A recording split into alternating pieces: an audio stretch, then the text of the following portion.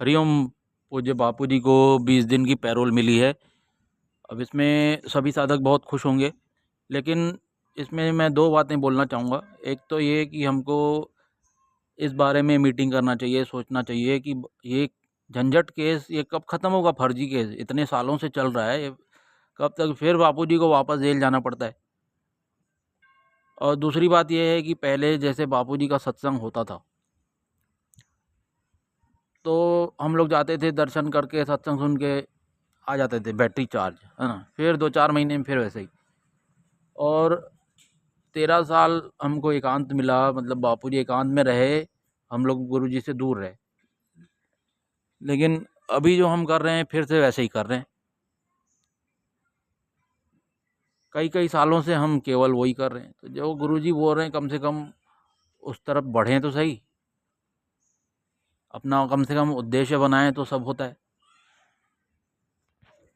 जो गुरुजी चाहते हैं वैसा ही करें तो गुरुजी को भी प्रसन्नता हो। अभी तो सत्संग होता है, बापूजी देखते हैं फिर उससे वहीं के वहीं, जहाँ थे वहीं के वहीं। तो फिर बापूजी तो पहले भी बोल दिए थे मैं यहाँ ठीक नहीं है, एकांत ही ठीक है। तो देखो भाई, अब थोड़ा ख्याल रखो और केवल लक्ष्य बना लो। बापूजी तो बोले ना कि 95% साधना वैसे ही पूरी हो जाती है।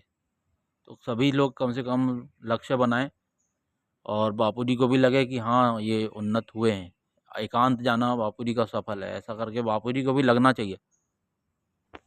और सत्संग में तो बोलते हैं ना कि बापूजी के बच्चे नहीं रहते कच्चे, लेकिन कब पक्के होंगे भाई, बताओ।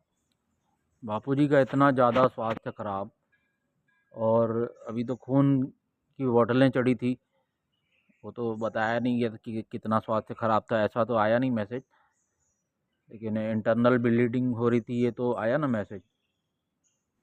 तो दोनों बातें ध्यान दें, षड्यंत्रकारियों को सफल न होने दें। अभी तो हम षड्यंत्रकारी जैसा चाहते हैं वैसा ही हो रहा है सब कुछ। हम दोनों चीज़ों में फेल हैं, साधक दोनों चीज़ों में फेल हो गए।